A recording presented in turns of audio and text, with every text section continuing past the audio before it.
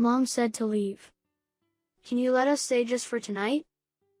Late at night, my 9-year-old grandson suddenly visited us. I rushed to open the door, and found him in bare feet, with blood oozing from his toes. Moreover, he was tightly holding the hand of his 4-year-old sister, tears streaming down her face. Did you two really walk here all by yourselves? They nodded and I hurriedly let them into the house. However, when my husband woke up, he was furious. Absolutely not. The terrifying expression on his face made the grandchildren burst into tears, leaving me bewildered. They should have been allowed to stay for just one night. After that, I couldn't believe my eyes at the action my husband took. I'm Margaret, a 63-year-old homemaker living with my husband Patrick, who is 2 years older. He worked as a high school teacher until he retired at 60. Our 2 children were married and independent. Our daughter Laura lived in a nearby apartment, and our son Richard lived in the neighboring town. Victoria, the wife of our eldest son, is stunningly beautiful with translucent white skin, and even women would flutter if she looked at them with those big eyes. She was an ideal daughter-in-law as long as she remained silent. However, she had an incredibly bad mouth. Everyone wonders why a woman of my caliber would marry a man like him. Huh? Are you saying Richard isn't up to your standard? Well, he works for a top-tier company and earns a decent income, but let's be honest, he's not that good-looking. But I'm not that picky, so he's lucky, I guess. I couldn't help but feel very angry when she spoke ill of my own son. Who do you think you are? I wanted to say, but I held my tongue because I didn't want to argue. However, my husband couldn't stay silent. Richard sure married quite an impressive wife, didn't he? Despite the sarcastic remark, Victoria seemed unfazed and even smirked dismissively. Richard, in response, could only manage a wry smile. Victoria is too good for me. Seeing this, I imagined that my kind-hearted son must be facing some challenges in his marriage. However, despite their differences, they had a child together. Daniel, our first grandchild, strongly resembled his mother with a remarkably beautiful face. Personality-wise, he took after Richard, being very kind, a perfect blend of his parents' best qualities. I looked forward to Richard occasionally bringing Daniel over to our house. Victoria rarely visited, but I thought it might be the best for both of us. Then, we also welcomed a granddaughter Emily, born 5 years after Daniel. She was an adorable girl with fair skin, chubby cheeks, and round eyes. However, when I visited my son's home to celebrate her birth, Victoria disdainfully glared at the newborn. Daniel takes after me and is beautiful, but why is this one so chubby and ugly? Who does she even resemble? She's not cute at all. You're a mother, don't say such a thing. She's perfectly cute just as she is. I can say whatever I want to my own child. Are you trying to start trouble with me? Well, I won't lose to an old hag like you. As my husband heard this exchange beside me, his expression quickly changed. I could tell he was about to shout in my defense, so I hurriedly intervened. Instead, it was our son who raised his voice in anger. Victoria, enough. Mom and Dad came here to celebrate. There's a limit to how rude you can be. Oh, how unusual for you to stand up to me. Quite interesting. She glared sharply at Richard, seeming ready to strike, so I quickly relented. I'm sorry. Victoria, you've just given birth and it's a stressful time. I shouldn't have said that. I apologize. Please forgive me. Humph. Exactly. You shouldn't have said anything. You could have just sent a money gift instead of coming all the way here. Victoria's demeanor was consistently lacking in manners, but I couldn't say anything further. Because of incidents like these, we grew distant afterward. However, despite this, Richard continued to bring Daniel and Emily over to us regularly. It made us happy to see our adorable grandchildren, but there were still some concerns on my mind.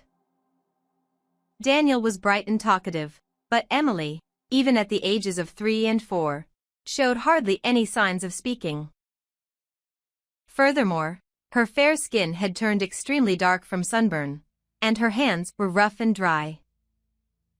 When I asked Richard about it, Victoria said Emily loved playing in the garden. That said, the condition of our granddaughter's skin was extremely concerning. One day, our family was struck by tragedy. My son Richard suddenly passed away. He fell from the stairs of a pedestrian bridge during his commute and was transported by ambulance. After being transported to the hospital, he received intensive treatment, but unfortunately, he didn't make it. I was in such shock that I couldn't even stand up. Richard, you poor thing. It must have been painful. Daddy, Daddy. What's wrong? Wake up. Wake up.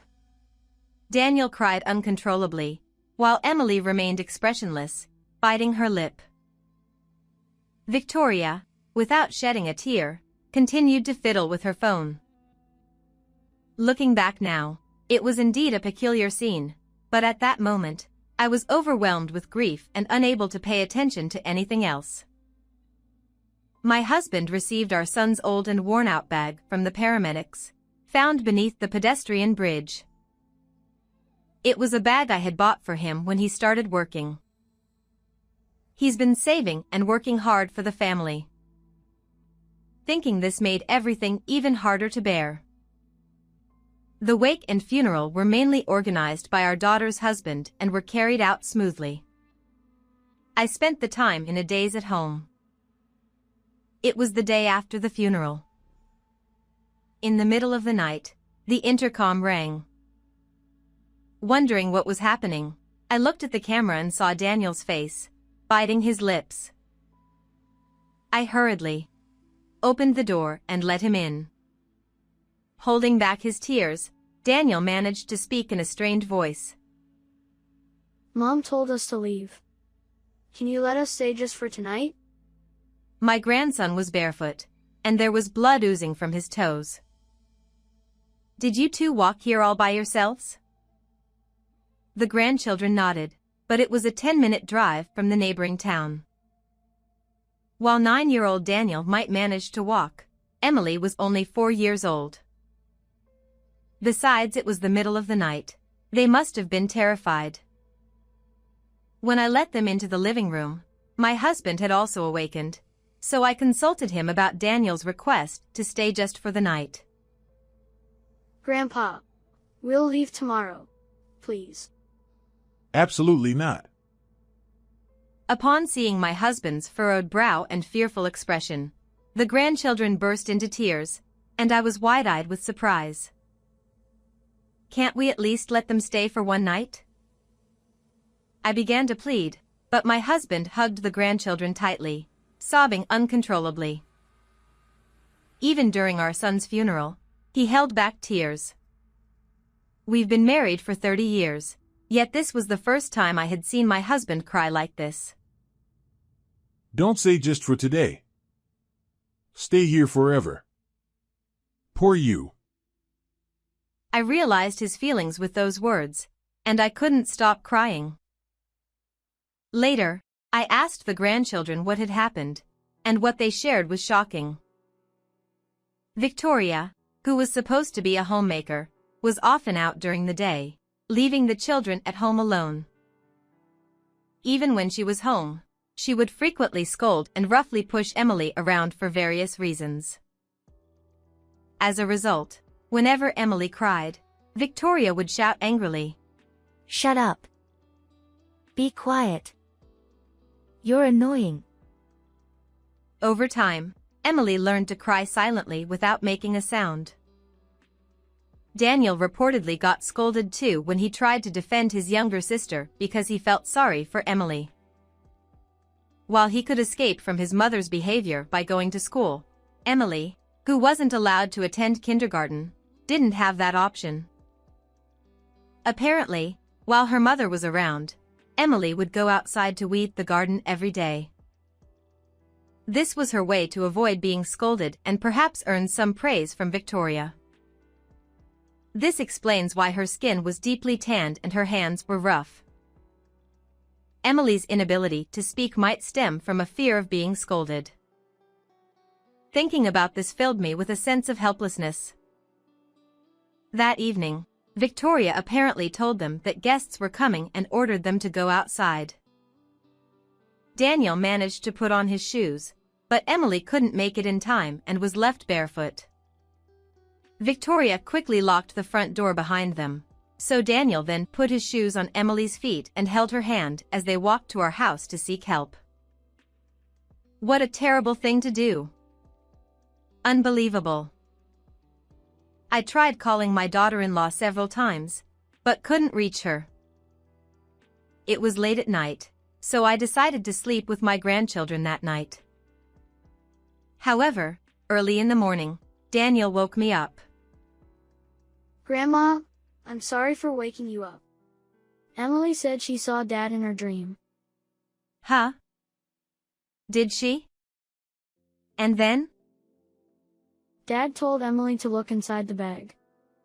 I was taken aback by what he said, but looking at Daniel's serious expression, I started to wonder if there was something more to it. Then I woke up my husband and told him what Daniel had said. Still groggy, my husband was skeptical at first, but when he checked our son's bag, he exclaimed in surprise. No way. This is outrageous. I can't forgive this. Filled with anger, we decided to take action. Afterward, we quickly called our eldest daughter, Laura, who lives nearby, and asked her to come to our home to take care of the grandchildren. Meanwhile, my husband and I rushed to our son's house and rang the doorbell repeatedly, but no one answered. But we continued to ring the doorbell persistently. My daughter-in-law finally appeared in her pajamas, with the collar open and looking disheveled. Geez, so noisy. Who the hell is it? At that moment, I caught a fleeting glimpse of a young man with brown hair crossing in the back of the room, completely naked. I knew it. However, as soon as my daughter-in-law realized it was us, she widened her eyes and quickly shut the door. It's so rude of you to come here suddenly. Go home. From behind the door, my daughter-in-law shouted aggressively. We have something urgent to discuss. Please open the door. I said I can't open it right now. I reluctantly opened the door with the key I found in my son's bag, and inside, the young man from earlier exclaimed, "Oh no! Run!" He hurriedly dressed and fled from the house. At the entrance, she stood defiantly, glaring at me and my husband without a trace of remorse. What the heck are you doing here?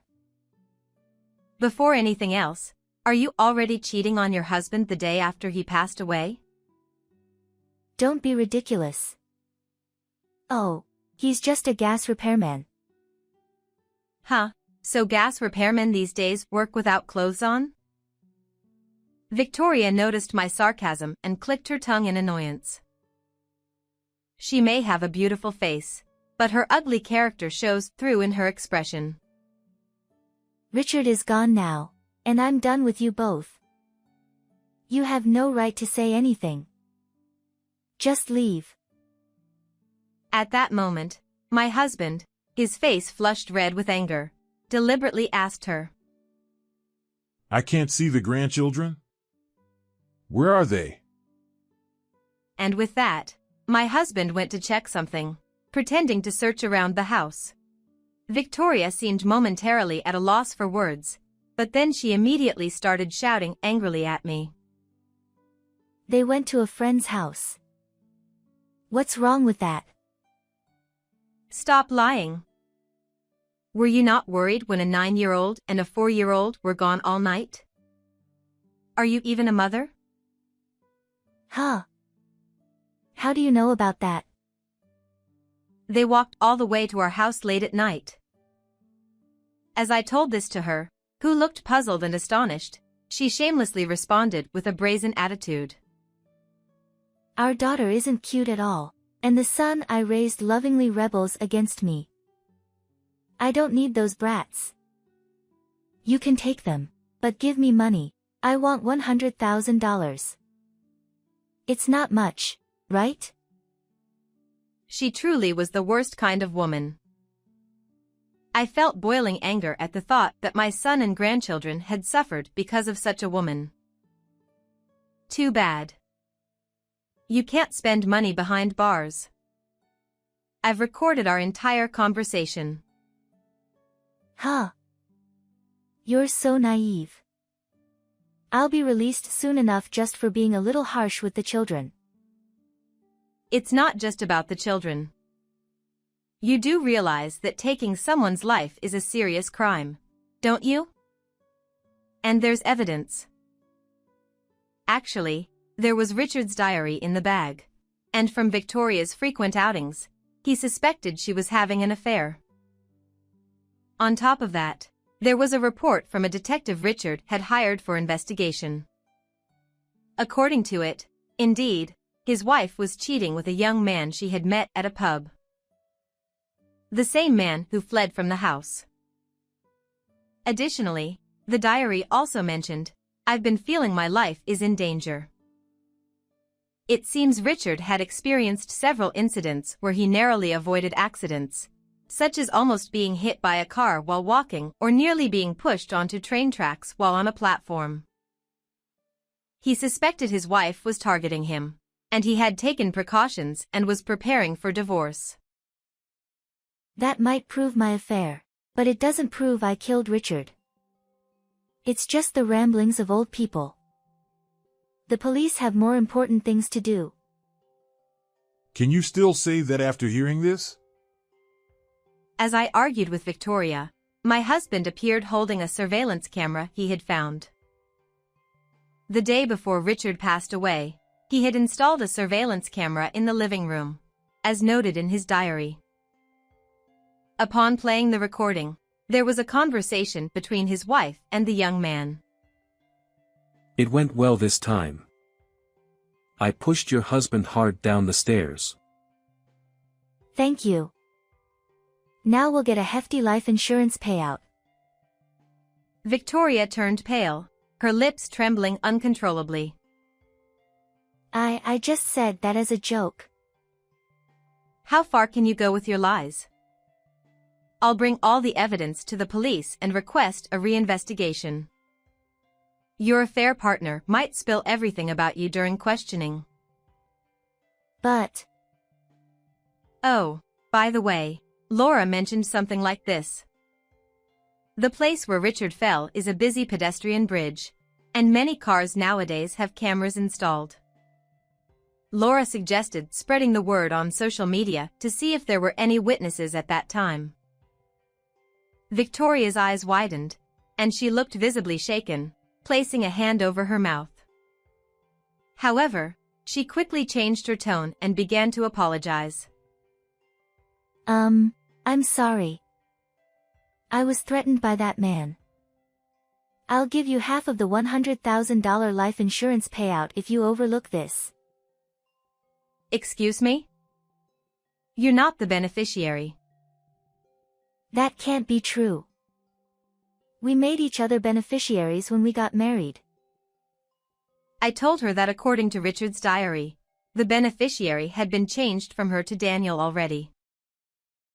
Richard had set up a trust system that allowed his children to receive the benefits once they reached a certain age, regardless of their current age. That's ridiculous.